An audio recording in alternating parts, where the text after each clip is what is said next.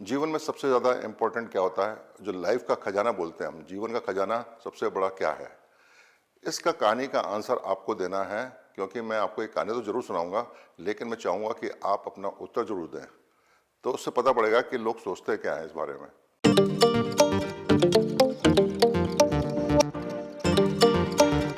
कहानी इस तरह की है कि एक गांव है, उसमें बहुत सारे लोग तो रहते ही हैं, पर उसमें एक राजू नाम का लड़का रहता है और उसका दोस्त है जिसका नाम श्याम है।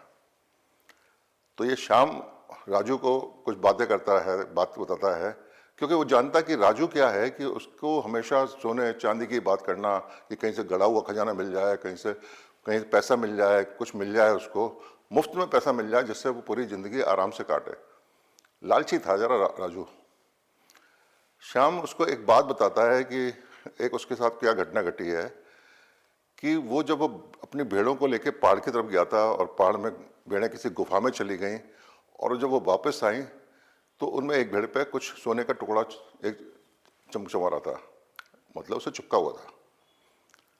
तो इसने बड़ी कोशिश की श्याम ने कि वो भेड़ का जो रास्ता था जहाँ पे गुफा में गई थी भेड़ें, वो उसको मिल जाए। अब ये तो बैठा हुआ आराम से बैठा था एक जगह, इसको पता ही नहीं पड़ा कि भेड़ें कहाँ चली गई थी, रास्ता मिलता नहीं है। बहुत कोशिश करने के बाद तो ये अब उसको राजू को बताता है कि भाई हम भी ढूंढ लें रास्ता जाके और किसी तरह से हमको वो सोना मिल जाए। राजू लालची था, सोचता है कि मैं इसको क्यों ले जाऊं। वो उसको बातों बातों में लगाए रखता है कि भाई बता किस साइड बेवड़ गई थी, तुम किधर गया था। तो वो उसको पूरे जरा बताता है बातें। श्याम उसको डिटेल में, ये सोच नहीं रहा था कि अकेला भी चला जाएगा, तो वो उसको सारी बातें बताता है। तो श्याम ने जब सोच लिया कि वो साथ जाएगा, लेकिन अगले दिन सुबह जो राजू है वो बिना किसी तैयारी के चुपचाप के, किसी को पता ही नहीं पड़े, ऐसे ही टहलता हुआ निकल गया कि जैसे कहीं वैसे घूम रहा हो, लेकिन वो गया पहाड़ की तरफ और वहाँ जाके वो गुफाओं को ढूंढने लगता है और उसको वो गुफा मिल भी जाती है। तो ये गुफा में जाता है, साथ में एक टॉर्च जरूर ले गया था अपने कि इसको अंदर दिखाई दे उसको। तो वहाँ जाके देखता है कि एक सोने का टुकड़ा चमचमा रहा था। बड़ा खुश होता है कि मेरे को तो सोना मिल गया।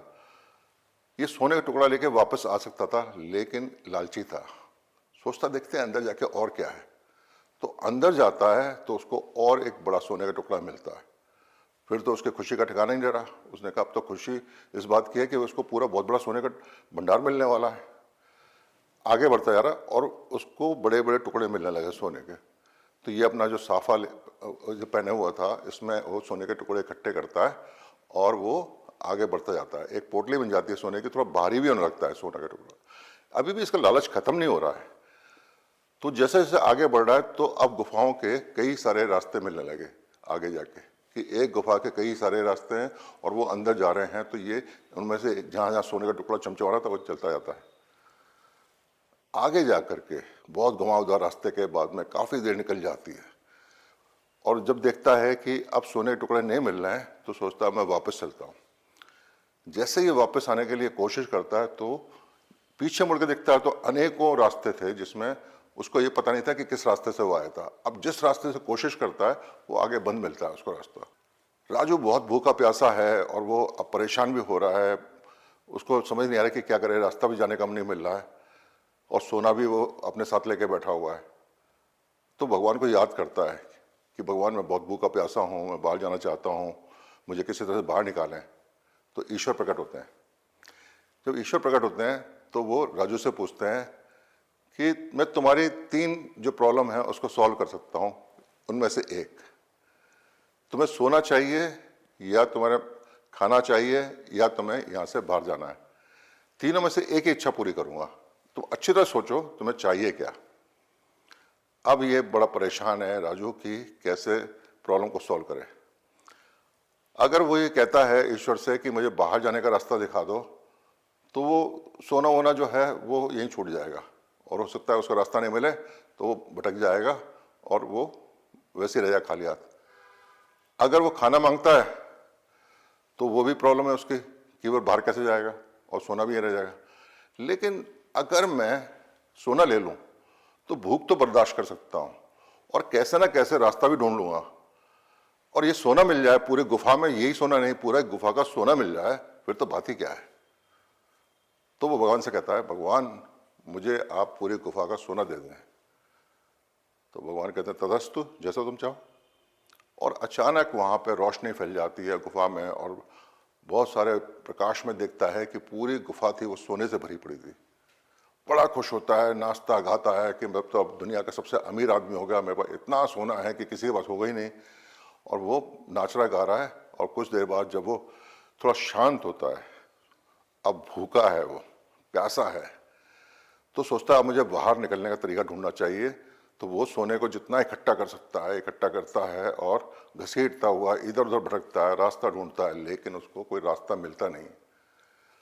वो वापस आ जाता है जहाँ सोना था, वहाँ पे बैठ जाता है कि कोई ना कोई हेल्प आई।